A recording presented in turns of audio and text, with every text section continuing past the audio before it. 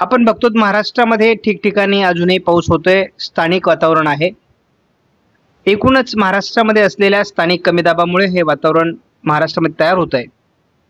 परंतु भविष्यामध्ये बंगालच्या उपसागरातून पुन्हा एकदा नव्याने सिस्टम तयार होऊन महाराष्ट्रात पाऊस तयार होणार आहे. परतीच्या पावसाचं वैशिष्ट्य म्हणजे या कालावधीमध्ये सर्वाधिक प्रमाणामध्ये विजा पडण्याची शक्यता असते. मेघगर्जनेचा पाऊस होत असतो. वादळी वाऱ्याची परिस्थिती निर्माण होते. ही सर्व लक्षणं असलेला पाऊस सध्या पडतोय. त्यामुळे परतीच्या पावसामध्ये अजूनही दमदारपणा आहे. बऱ्याच ठिकाणी स्थानिक वातावरण होतंय आणि जोरदार पाऊस बरसताना आपल्याला दिसतोय. काही ठिकाणी अजूनही ढगफुटी स्थानिक पावसात देखील होताना बघायला मिळते. सध्या देखील आपण दिलेल्या अंदाजानुसार सह्याद्रीच्या पर्वतरांगांच्या पूर्व भागामध्ये म्हणजेच पर्जन्य छायेच्या प्रदेशात ठिकठिकाणी पावसाळी वातावरण आहे. पश्चिम महाराष्ट्रात, मराठवाड्यामध्ये आणि उत्तर महाराष्ट्राच्या काही भागात हलकं पावसाळी वातावरण आहे. आज थोडं पूर्व विदर्भाच्या आजूबाजूने तीव्र पावसाची काही ठिकाणं आहेत. मान्सूनच्या परतीच्या प्रवासाच्या संदर्भातील मॅप जर बघितला तर इथे केवळ 19 तारखेपर्यंत अंदाज दिलेला आहे आणि यामध्ये आपल्याला कुठेही विशेष प्रगती होताना दिसत नाही. 14-15 तारखेला थोडी सुरुवात झाली. त्यानंतर 16, 17, 18, 19 असं 4 दिवस एकाच ठिकाणी परतीचा प्रवास थांबलेला आहे. त्यात विशेष प्रगती झालेली नाही. कारण भविष्यामध्ये येणाऱ्या सिस्टम आणि त्यांचा होणारा परिणाम विचारात घेता मान्सूनचा परतीचा प्रवास धीम्या गतीने दाखवण्यात येतोय. शेतकऱ्यांचा एक सरळ प्रश्न सुरू झालाय की संपूर्णपणे पाऊस कधी उघडणार आहे. त्या संदर्भात अजून कोणतेही संकेत नाहीत.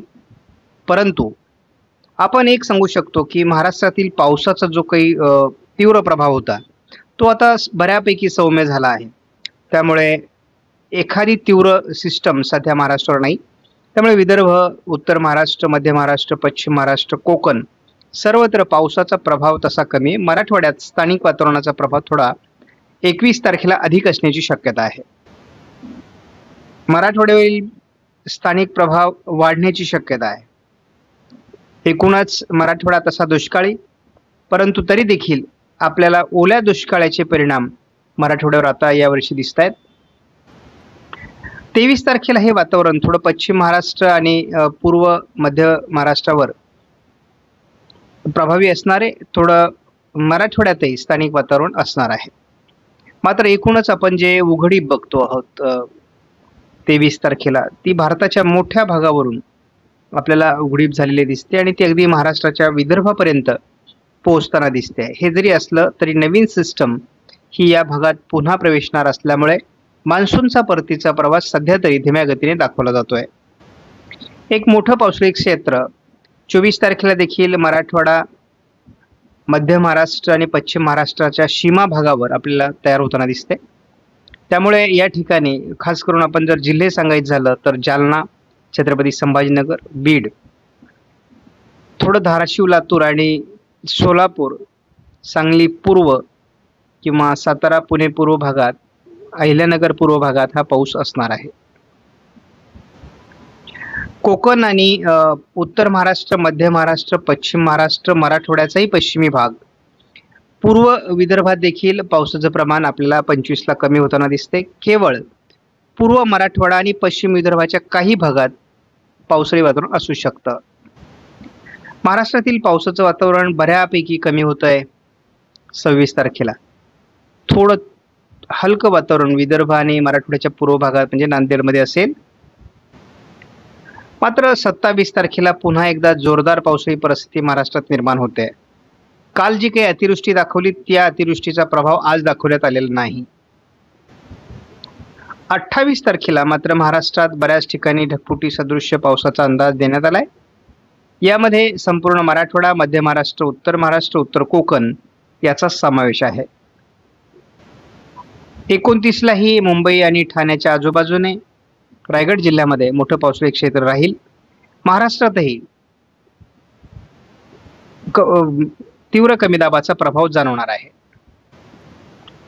मात्र आपल्याला 30 तारखेला महाराष्ट्रात केवळ पश्चिम विदर्भात पाऊस दाखवण्यात आलाय. उर्वरित महाराष्ट्रामध्ये पूर्णतः उघडीप दाखवण्यात आली आहे. डेव्हलप मॉडेलनुसार महाराष्ट्रात उद्या देखील थोडं विदर्भ उत्तर महाराष्ट्रातलं प्रमाण कमी असेल पावसाचं, स्थानिक वातावरण असेल विरळ स्वरूपामध्ये, परंतु मराठवाड्यावर पश्चिम महाराष्ट्रावर अजूनही स्थानिक पावसाचा प्रभाव असल्यामुळे ठिकठिकाणी मध्यम ते जोरदार पाऊस होईल. तुलनेत 22 तारखेला पूर्व विदर्भातील पाऊस उघडतोय, परंतु मराठवाडा, उत्तर महाराष्ट्र, मध्य महाराष्ट्र, पश्चिम महाराष्ट्र, कोकण पावसाळी वातावरण वाढणं अपेक्षित आहे. आणि हा नवरात्रीचा सुरुवातीचा काळ आहे, त्यामुळे नवरात्रीची सुरुवात देखील पावसाने होते आहे. 23ला मात्र विदर्भातील बहुतांश भागातील पाऊस उघडणार आहे. दक्षिण कोकणातील पाऊस उघडणार आहे, मात्र पश्चिम महाराष्ट्र, मराठवाड्याचा पश्चिमी भाग आणि उत्तर महाराष्ट्र, उत्तर कोकणात पावसाचा अंदाज कायम आहे. 24 तारखेला महाराष्ट्रातील पाऊस उघडणार आहे. किरकोळ मध्य महाराष्ट्र, उत्तर महाराष्ट्रात पाऊस होईल. 25ला महाराष्ट्रात विशेष पाऊस नाही.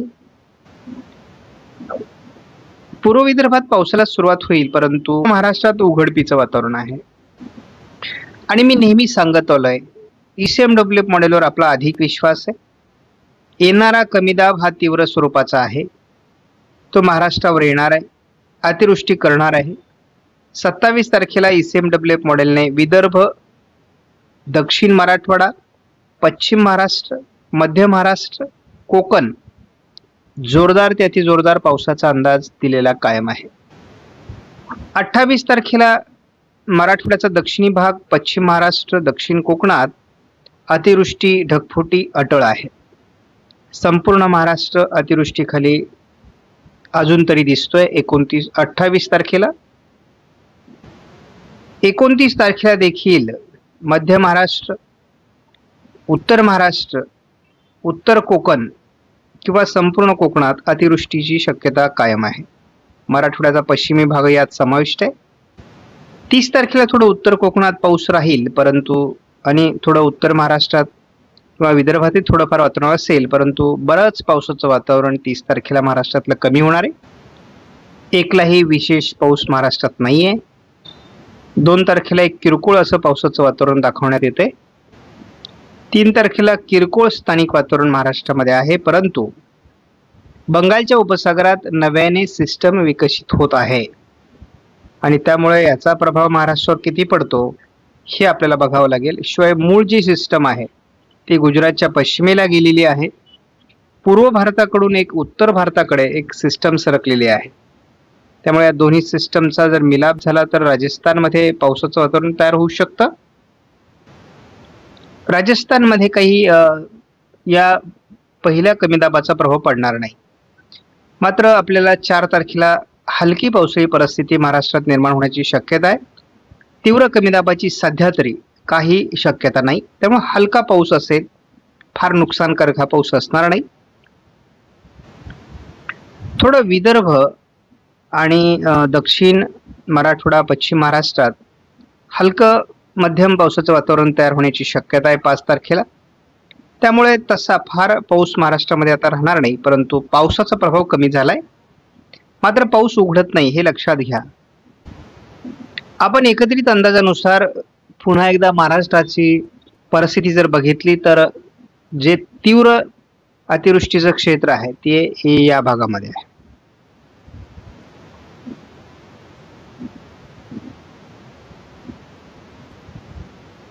त्यामुळे आपण एक गोष्ट लक्षात घ्या की महाराष्ट्रामध्ये आपल्याला अतिवृष्टीची शक्यता कायम आहे. यामध्ये सोलापूर, लातूर, बीड, धाराशिव, सातारा, पुणे, अहिल्यानगर, पालघर, मुंबई, रायगड, रत्नागिरी आणि नाशिक, छत्रपती संभाजीनगरचा दक्षिणी भाग, परभणीचा काही भाग या ठिकाणी आपल्याला किंवा नांदेडच्याही भागात अतिवृष्टी दिसते. उत्तर महाराष्ट्र आणि विदर्भावर या सिस्टमचा विशेष प्रभाव पडणार नाही. आपण दररोजच्या व्हिडिओमध्ये ही सिस्टम विशाखापट्टणमजवळ बनते आहे हे मान्य केलेलं आहे, परंतु मुद्दाम अपडेटमध्ये आपण ही महाराष्ट्रावरूनच जाते का याची अपडेट दररोजच्या व्हिडिओमध्ये देतो आहोत. आणि आता स्पष्टपणे संकेत आजच्यासाठी आहेत सोलापूर, नांदेड, परभणी, बीड, अहिल्यानगर, छत्रपती संभाजीनगर, नाशिक, पुणे, सातारा आणि रायगड, मुंबई, ठाणे, पालघर या सर्व जिल्ह्यांवर या अतिवृष्टीचा परिणाम होणार आहे. पूर्णपणे महाराष्ट्राच्या मध्यावरून हे अरबी समुद्राकडे सरकत असल्यामुळे हा एक तीव्र कमी दाब आपल्याला महाराष्ट्राला अतिवृष्टी देऊन जाणार आहे आणि या कमी दाबानंतर मात्र महाराष्ट्रातला पाऊस बऱ्यापैकी कमजोर होण्याची शक्यता आहे. 29 तारखेला थोडं अरबी समुद्रातून मिळालेल्या बाष्पामुळे त्याचं पुन्हा रूपांतर थोडं तीव्र स्वरूपात होईल, परंतु केवळ किनारपट्टी भागावर त्याचा परिणाम होण्याची शक्यता आहे.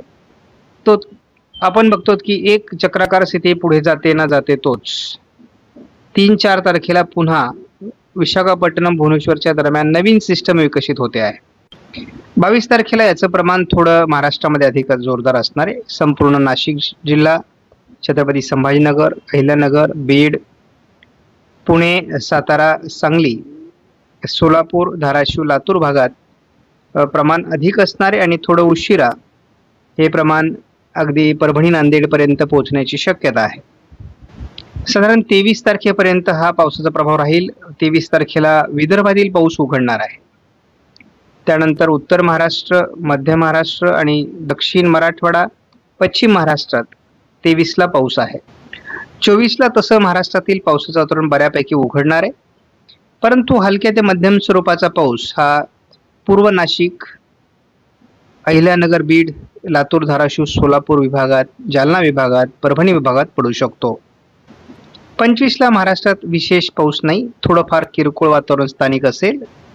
26 तारखेला नवीन सिस्टमचा परिणाम पूर्व विदर्भासहित पूर्व मराठवाड्यात सुरू होणार आहे. रात्री आपण लाईव्ह स्वरूपात ही सिस्टम कशी सरकते याचं उदाहरण जर बघितलं तर आपल्याला मराठवाडा, पश्चिम महाराष्ट्र, मध्य महाराष्ट्र, कोकण या विभागात कशी तीव्र पावसाळी प्रणाली निर्माण होते हे आपल्याला दिसतंय.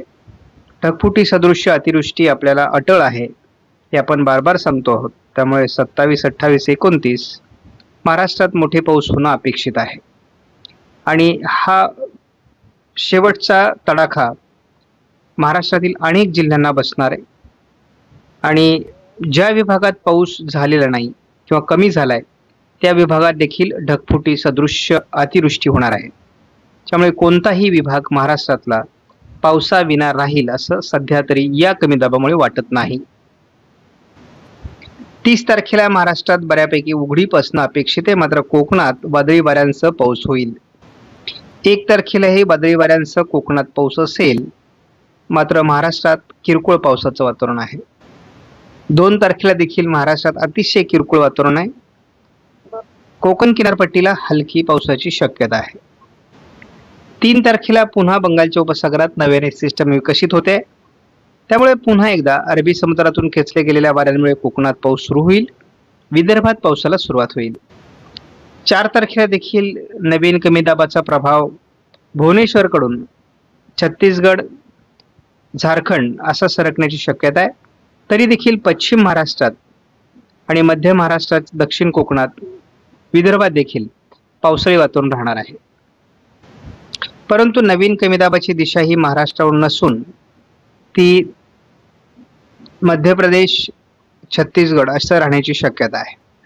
त्यामुळे एकूणच मान्सूनचा परतीच्या प्रवासात मोठा अडथळा हे करणार आहे. त्यामुळे मान्सून महाराष्ट्रातच नव्हे तर मध्य भारतासहित दक्षिण